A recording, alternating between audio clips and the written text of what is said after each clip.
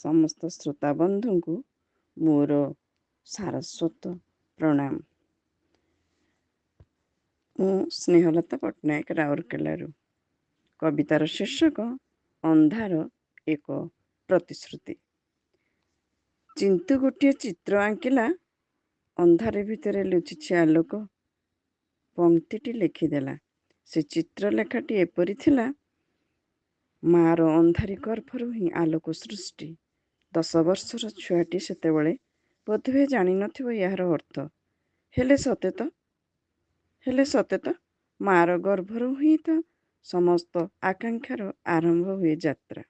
ମାର ଗର୍ଭ ସମୁଦ୍ର, ସମୁଦ୍ର ଭିତରେ ଭ୍ରୂଣ, ନିରନ୍ଧ୍ର ଅନ୍ଧକାର ଭିତରେ ବିବର୍ତ୍ତନର ପ୍ରସ୍ତୁତି। ଏକ ସତ୍ୟ, ଏକ ଘନ ନୀରବତା, ଏକ ସଫଳ ପ୍ରତିକୃତି, ନିଜ ପରି ଛାଞ୍ଚର ଆଉ ଏକ ଦିବ୍ୟ ସତ୍ତା। ସେ ମିଠା ଅନ୍ଧାର ଏକ ନୂତନ ସୃଜନର ଅୟମାରମ୍ଭ। ସେଇ ଅନ୍ଧାର ଭିତରେ ଆଲୋକର ସନ୍ଦେଶ। ଜୀବଟିଏ ଅଛି ଆଗାମୀକାଲିର ଏକ ଅସ୍ତିତ୍ୱ, ଏକ ପ୍ରତିଶ୍ରୁତି, ପ୍ରକଟିତ ତତ୍ତ୍ୱ। ପ୍ରଭାବିତ କରିବ ସମୟକୁ, କାଳକୁ। ଜୀବନ ଯନ୍ତ୍ରଣା ଏକ ଅନ୍ଧାର, ଯନ୍ତ୍ରଣା ଜୀବନ ଏକ ଦିବ୍ୟ ସନ୍ଧାନ, ଏକ ମୁଦ୍ରା, ଏକ ଅନ୍ତରୀକ୍ଷ, ଏକ ଜୀବନ ଯାତ୍ରାର ଠିକଣା, ଏକ ଆକାଂକ୍ଷା, ଏକ ସମ୍ଭାବନା।